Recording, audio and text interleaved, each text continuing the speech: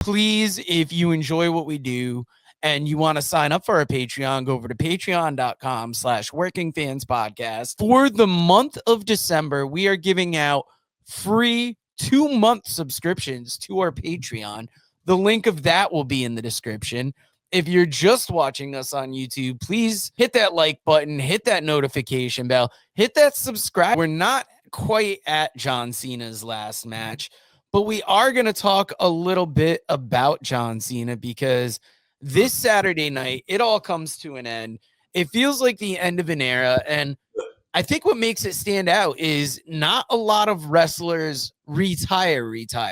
Now, Right. we don't know for sure if Cena is not going to do something after this, but he's been pretty clear. He's wanted this to be a retirement that stands out in the wrestling world, just as John Cena has kind of stood out in the wrestling world over the course of his career. Yeah, I think this is it. John is going full on into movies. He's doing well as an actor. He's really getting some great range now, it seems like, as an actor, and people are really appreciating his work more. It's because he's putting so much work into it, you can tell. John has always liked being different. That's, I think, what sticks out about him. He's a very genuine guy, it seems like. So I think this will be a true retirement of a guy who has been on top for a very, very long time consistently. And yeah, I mean, there's a lot of interviews out there with John Cena right now. Before this, one of them I watched was on with Joe Rogan, which was just a great interview. It's just John and Joe opening up, talking about, success for John and how a lot of this sometimes was just accidents that happened, and he happened to be in the right place, right time, and being able to make the most of it in those situations. John's a very interesting guy. I'm going to try to catch some more of these interviews because John's one of those guys that if you listen to, like, not John Cena the character, but John Cena like out of the ring,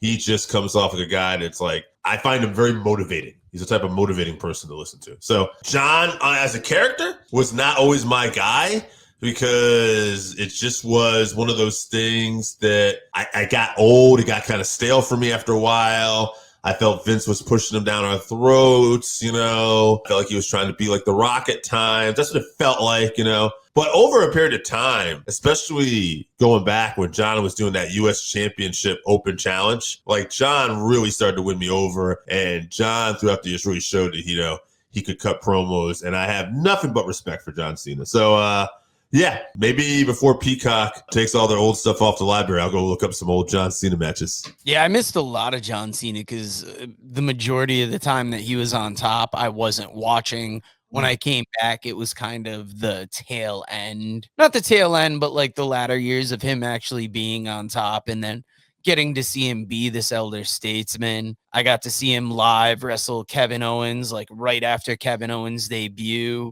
at Money in the Bank in 2015. That was huge. That was a great rivalry because of, how into John Cena Kevin Owens' son was, and the fact that Kevin was able to wrestle him. The character, obviously iconic. I was listening to, I believe it was Post Wrestling, where I want to say Thurston and Pollock, where they were talking about how long Cena was at the top of WWE. And he was one of the longer reigns as a top guy, like right up there with Bruno. And I think when you look at your Mount Rushmore of WWE over the years, Cena has to be a face you put over there. A lot of people have booed him. It became the point where the kids would be chanting, "Let's go Cena." The adult men would be cheering Cena sucks. But those same people that are cheering Cena sucks will probably be watching Saturday and making time to watch.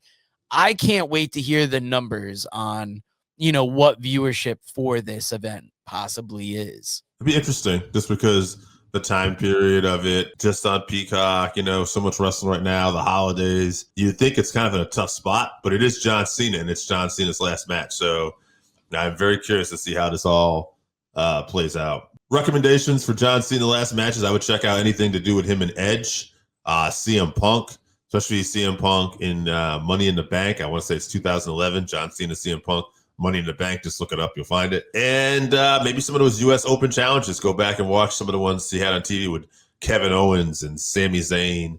All really good stuff and some of the better stuff. I will add just one more thing. I saw a clip from an interview that John Cena did recently. I think it's the one with Tom Rinaldi that's coming out, where he talked about taking things to heart. And one of them was, you can't wrestle. And he talked about, I think, working with Kevin Owens and saying that, he'd go up to him and say, okay, what can we do in this match that's different? What can I add here? And what can I do this? I think that says a lot about somebody when you take criticism and you apply it to make yourself better. I think that's something we could all learn from. Yeah, especially when you don't have to, because especially with Cena, he was a top guy and he got that 5 moves of doom put on him. But when you think about it too, Hogan had that. If you go back to Bruno, he probably had 4 moves, but those 4 moves were devastating. So I think it's the mark of a top guy to not be known for a ton of moves, because like at that point, you don't need to do a lot to get the crowd going. But the real insiders, the real people that want to pick you apart, will look at stuff like that and criticize. And that was our talk of John Cena. Like, I think we might have had a little more to say about him if he had been, somebody that was coming up when we were younger.